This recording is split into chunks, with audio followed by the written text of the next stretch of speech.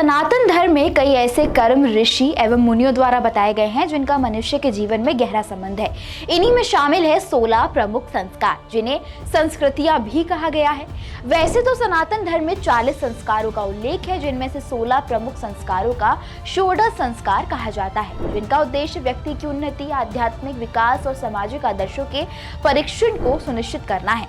सभी 16 संस्कार प्राचीन काल से चले आ रहे हैं और इन्हें मनुष्य का प्रमुख कर्म माना जाता है। 16 संस्कारों में मनुष्य के जन्म से लेकर मृत्यु तक के सभी कर्मों का उल्लेख किया गया है।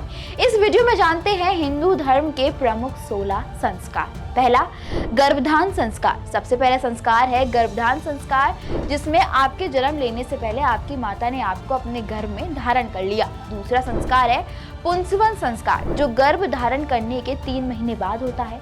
इसमें गर्भ धारण करने के 3 महीने बाद जब शिशु की संरचना शुरू हो जाती है तो माता पिता उनके अच्छे जीवन के लिए वैदिक मंत्रों से संस्कार को कराते हैं। तीसरा संस्कार है सीमंत्रोयन संस्कार। ये गर्भकाल के 6ठे महीने में किया जाता है। 6ठे महीने से 8वें महीने तक गर्भपात की संभावना ज्यादा रहती है, इसलिए संस्कार किया जाता है।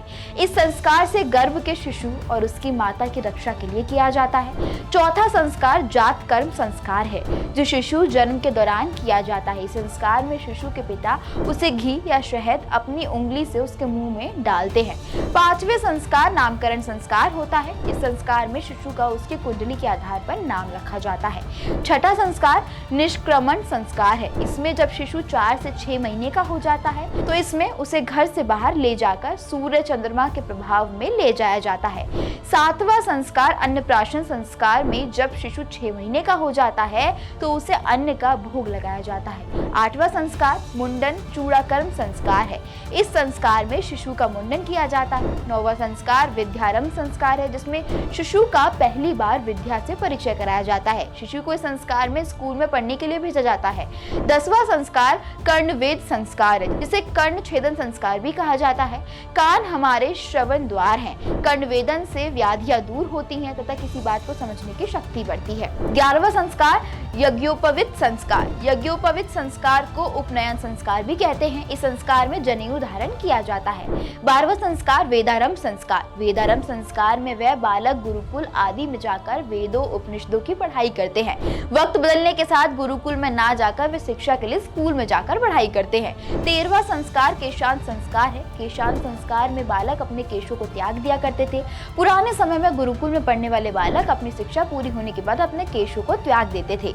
14वां संस्कार है समावर्तन संस्कार। समावर्तन संस्कार में बालक गुरुकुल से शिक्षा प्राप्त कर वहां से विदाई लेकर सामाजिक जीवन में जाता है।